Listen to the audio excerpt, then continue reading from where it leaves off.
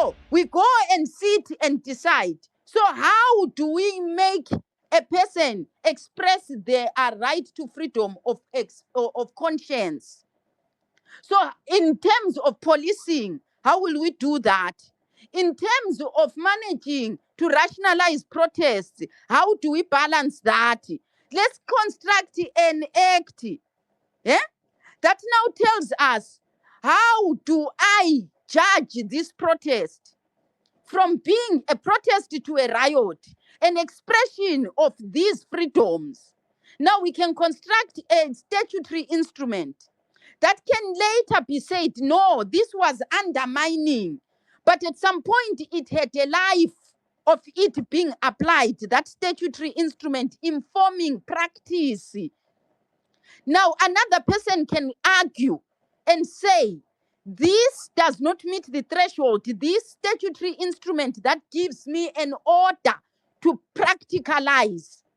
And now I want to defend, I don't want to do that action because I am uncertain or I am more convinced. Per rights, Ipapo, I mentioned that the right to freedom of conscience, to look at the thing as it is and judge. So now you are saying, I am now applying my critical thought. This does not meet the threshold, so I don't comply. Because the Constitution, in its spirit, says we must ensure this. You have failed to do that in this statutory instrument. And I'm saying the military, should a scenario happen like that, where the order emanates from a statutory instrument that gave power to somebody to instruct an action, the military can look at that and say, no, that does not meet the threshold that is in the spirit of the Constitution. Therefore, I disregard the order from the statutory instrument and I defend the Constitution. You must now take me to court, you who I didn't follow the statutory instrument or the order, and say I instructed as per the statutory instrument. The person failed to Can I ask comply you a on question, Martin? this institution, failed to comply, then it will respond to the court and say, I didn't do it, or I did a different action, because the Constitution says, until we get to a point like the case of this woman, I did not comply. I refused to pay the fines, even when I had the order to appear to the police based on the charge being for that. I believe I did not break the law because the Constitution says I can refuse. The audit was not done. The audit should have factored this in. And if all those things had been factored, neither would I have to be vacating, neither would I have to leave my place, or either have to go to court, now argue with me. And she was found to be correct for not regarding any of those orders or any of those charges. Now, the police can go away with their tail between their legs. The courts that had given the eviction notice and the transfer of those deeds to the authority that was dispossessing also has to eat humble pie. Because although they were being instructed by a statutory instrument, that statutory instrument in itself was unconstitutional. The difference in her case, no one had challenged that practicalizing. Everybody had complied because the order and the statutory instrument had said so, until she said, no, that is now undermining my rights. And she won. So all the other things fell apart. All other orders had fallen apart. She could now not be charged for not paying the court fines, not appearing in court, and not releasing to the authorities, and not vacating. She was correct. But court orders had said leave. Summons from court, failure to comply. Refusal to go to the police when the one who had been given the land was now there with an order to say they are the new person. So can you see now the difference between defending? She was defending the constitution in its spirit. She was the beneficiary of it. And that is what the constitution had intended for people in her position.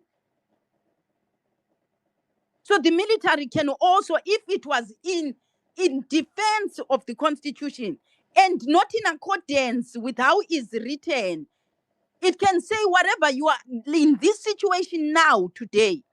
If the military felt that the constitution was being undermined, same as this order comes from ZANU-PF, which is creating this amendment to intend to increase its power, the military can say, we saw where this emanates from.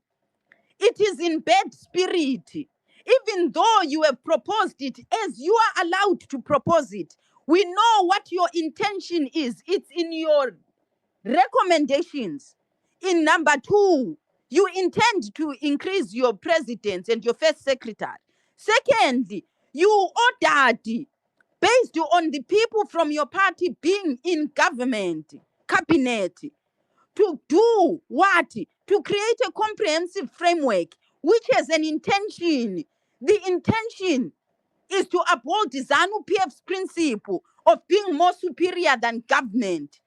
The military can read that and defend the constitution from being amended by people who come in bad spirit and depend on their acumen to argue their case when we know their intention. It can say, whilst you can do a good argument, we know what your intention is. And therefore, the constitution must not be amended for the intention of a political party to entrench its superiority over government. Therefore, we are defending the constitution. You get what I'm saying? That's what it empowers in respect to threats to the constitution, in respect to orders that can emanate from things that are disputed, but it can give instruction.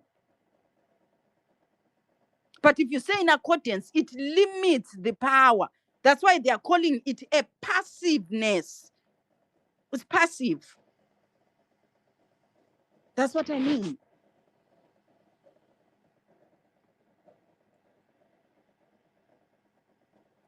Gondias, if you're talking, I can't hear you.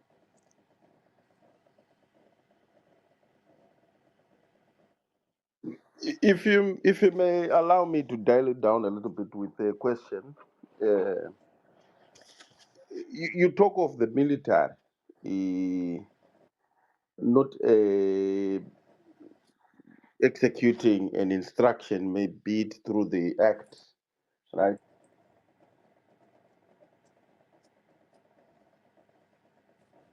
Finish. Hello, can you hear me? Mm-hmm. Yeah, I think example ya hapa yekuti pana mai vakaprotesta vakaramba vakapedzisira vaenda kucourt. I don't think you can transpose it to a military establishment where there is also established chain of command.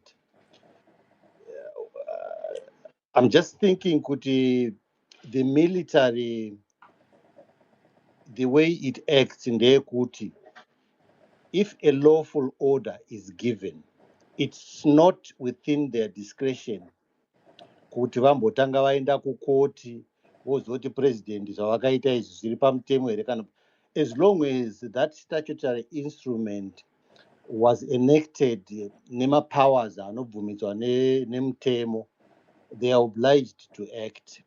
I think if the situation that we envisage was to obtain, we would be left with an inoperable state, which is almost paralyzed, where the president issues an instruction and then the military establishment itself makes another decision kuti president vanogona kunge vari wrong, saka we are not going to implement until we verify with the courts. No. See, Unless I even with cannot the play you example I gave you, the woman did Mm. not wait to go to court before she refused to comply. I thought you said the military would actually not carry No, out I the. said the one who is now forcing the one who's refusing. The woman didn't go to court. It is all those non-compliant agencies that took her to court, and she was defending herself.